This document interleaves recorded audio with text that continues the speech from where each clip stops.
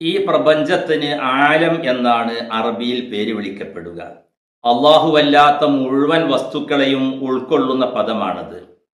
അള്ളാഹുവിന്റെ മേൽ അറിയിക്കുന്ന അടയാളമാണ് ഈ പ്രപഞ്ചത്തിലുള്ള വസ്തുക്കളെല്ലാം എന്ന അടിസ്ഥാനത്തിലാണ് ആലം എന്ന പേര് അതിന് വിളിക്കപ്പെടുന്നത്. ഈ ലോകത്തുള്ള വസ്തുക്കളെല്ലാം അള്ളാഹു തആലാന്റെ മേൽ അറിയിക്കുന്നുവെന്ന് വിശുദ്ധ ഖുർആൻ പലപ്പോഴും വ്യക്തമാക്കിയതാണ്. വനുരീഹിം ആയാതിനാ ഫിൽ ആഫാഖി വഫി അൻഫുസിഹിം, നാം നമ്മുടെ അടയാളങ്ങളെ അവർക്ക് കാണിച്ചു കൊടുക്കുന്നുണ്ട്. ഫിൽ ആഫാഖി, ഈ പ്രപഞ്ചത്തിലുള്ള വസ്തുക്കളിലൂടെയും, വഫി അൻഫുസിഹിം, അവരെ സ്വന്തം ശരീരത്തിലൂടെയും എന്ന് സൂറത്തുൽ ഫുസ്സിലത്തിലെ 53-ാമത്തെ വചനത്തിലൂടെ അല്ലാഹു തആല വ്യക്തമാക്കുന്നുണ്ട്. എങ്ങനെയാണ് ഈ പ്രപഞ്ചവും അതിലെ വസ്തുക്കളും അല്ലാഹു തആലാന്റെ ആസ്തിക്യത്തിന്റെ മേൽ അറിയിക്കുന്നത് എന്ന് നമുക്കൊന്ന് പരിശോധിക്കാം. ഈ പ്രപഞ്ചം ഒരു സൃഷ്ടിയാണ്, അഥവാ ശൂന്യതയിൽ നിന്ന് ഉണ്ടായതാണ്. ഇല്ലാത്തൊരു കാലം ഇതിന് മുൻകടന്നിരുന്നു എന്ന് സാരം. ബുദ്ധിപരമായ തെളിവുകൾ കൊണ്ട് ഈ യാഥാർത്ഥ്യം സ്ഥിരീകരിക്കപ്പെട്ടതുമാണ്. എന്നാൽ ഈ പ്രപഞ്ചം അനാദിയാണെന്നും അത് പണ്ടേ ഉള്ളതാണ് എന്നുമുള്ളൊരു വാദം ഫിലോസഫിക്കാർക്കുണ്ട്.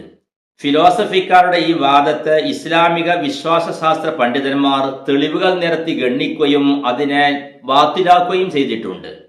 ഈ പ്രപഞ്ചം അനാദി അല്ല എന്ന് പറയാനുള്ള കാരണം, അനാദിയായ വസ്തുക്കൾക്കുള്ള ഗുണങ്ങളൊന്നും ഇതിൽ കാണുന്നില്ല എന്നതും, എന്നാൽ ശൂന്യതയിൽ നിന്ന് ഉണ്ടായിത്തീർന്ന വസ്തുക്കൾക്കുള്ള ഗുണങ്ങളെല്ലാം ഈ വസ്തുവിൽ കാണുകയും ചെയ്യുന്നു എന്നത് തന്നെയാണ് ഇസ്ലാമിക വിശ്വാസശാസ്ത്ര പണ്ഡിതന്മാർ ഫിലോസഫിക്കാരുടെ വാദഗതികളെ പൊളിക്കുവാൻ വേണ്ടി നിരത്തിയ തെളിവുകൾ.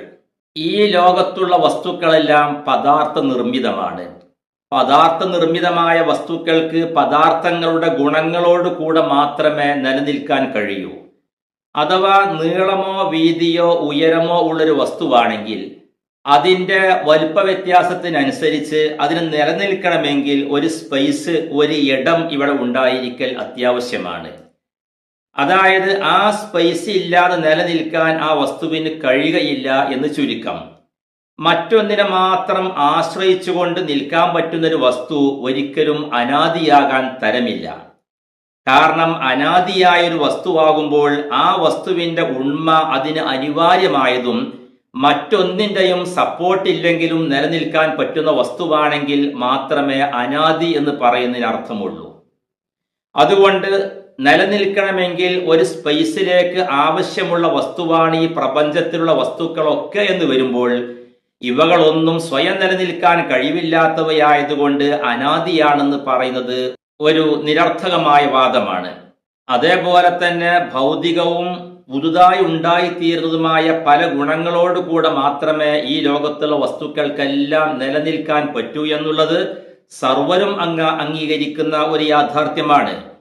ചലനാവസ്ഥ, നിശ്ചലാവസ്ഥ, ഇവയെല്ലാം ഉണ്ടായിത്തീർന്ന് നാം കണ്ടുകൊണ്ടിരിക്കുന്നതാണ്. നിശ്ചലമായി കിടക്കുന്നൊരു വസ്തു ചലിക്കുന്നതും ചലിച്ചുകൊണ്ടിരിക്കുന്ന വസ്തു നിശ്ചലമാകുന്നതും നമുക്ക് അനുഭവത്തിലൂടെ തന്നെ ഇത് പുതുതായി ഉണ്ടാകുന്ന സംഗതികളാണെന്ന് മനസ്സിലാക്കാം. എന്നാൽ നിശ്ചലാവസ്ഥയോ അല്ലെങ്കിൽ ചലനാവസ്ഥയോ രണ്ടുമില്ലാത്തൊരു സാധനം ഈ പ്രപഞ്ചത്തിൽ ഒന്നിനെ നോക്കിയാൽ കാണുകയില്ല. എന്ന് വച്ചാൽ ഈ പുതുതായി ഉണ്ടായ സംഗതികളോട് കൂടെ അല്ലാതെ ഈ പ്രപഞ്ചത്തിലുള്ള ഒരു വസ്തുവിന് നിലനിൽക്കാൻ കഴിയുകയില്ല എന്ന് ചുരുക്കം. ഇങ്ങനെ മറ്റൊന്നിനെ ആശ്രയിച്ചുകൊണ്ട് മാത്രം നിലനിൽക്കാൻ കഴിയുന്നൊരു വസ്തു അത് സ്വയം ഉണ്മ അനിവാര്യമായ വസ്തുവാണ് എന്ന് പറയുന്നതിന് എന്തർത്ഥമാണുള്ളത്? അതേപോലെ തന്നെ ഏതൊരു വസ്തുവിനും ഒരു പ്രത്യേകമായ ആകൃതി ഉണ്ടാകും, പ്രത്യേകമായ കളറുകൾ ഉണ്ടായിരിക്കും. ഇതെല്ലാം പുതുതായി ഉണ്ടായിത്തീരുന്ന വസ്തുക്കളാണ്. ഈ വസ്തുക്കൾ ഇല്ലാതെ നിലനിൽക്കാൻ ഈ പ്രപഞ്ചത്തിലെ ഒരു വസ്തുവിനും സാധിക്കുകയുമില്ല. അതുകൊണ്ട് തന്നെ കാര്യം വളരെ വ്യക്തമാണ്. പുതുതായി ഉണ്ടാകുന്ന വസ്തുക്കളോട് കൂടെ അല്ലാതെ നിലനിൽക്കാൻ കഴിയാത്ത ഒരു വസ്തു അത് സ്വയം ഉണ്മ അനിവാര്യമായ മറ്റൊന്നും സപ്പോർട്ട് ചെയ്തില്ലെങ്കിൽ തന്നെ നിൽക്കാൻ കഴിയുന്ന വസ്തുവിനാണല്ലോ അനാദി എന്ന് പറയപ്പെടുന്നത്. അതുകൊണ്ട് തന്നെ ഈ പ്രപഞ്ചത്തിലുള്ള വസ്തുക്കളൊന്നും അനാദി അല്ല എന്ന കാര്യം വളരെ വ്യക്തമാണ്. ഇങ്ങനെ അനാദി അല്ലാത്തൊരു വസ്തുവാണെങ്കിൽ അതിന് ഇല്ലായ്മയുടെ ഒരു കാലഘട്ടം പിന്നിട്ടിട്ടുണ്ട്. ആ ഇല്ലാത്ത കാലത്തിൽ നിന്ന് അതിനെ ഉള്ള അവസ്ഥയിലേക്ക് കൊണ്ടുവരുവാൻ അതിൻ്റെ പിന്നിൽ ഒരു ഫോഴ്സ് ഉണ്ടായിരിക്കൽ നിർബന്ധമാണെന്നത് എല്ലാവരും അംഗീകരിക്കുന്ന വസ്തുതയാണല്ലോ. ആ ഒരു ശക്തി, ആ ശക്തിക്കാണ് നമ്മൾ അള്ളാഹു എന്നും ദൈവം എന്നെല്ലാം പേര് വിളിക്കപ്പെടുന്നത്. എന്നാൽ ഈ ശക്തി മറ്റെന്തെങ്കിലും സാധ്യതകളോ യാദൃശ്ചികമായിട്ട് ഉണ്ടായതോ ആകാനുള്ളൊരു സാധ്യത ചില ദൈവനിഷേധികളൊക്കെ ഉന്നയിക്കാറുണ്ട്. ഇൻഷാ അല്ലാഹ് അതിനെ സംബന്ധിച്ച് നമുക്ക് സംസാരിക്കാം.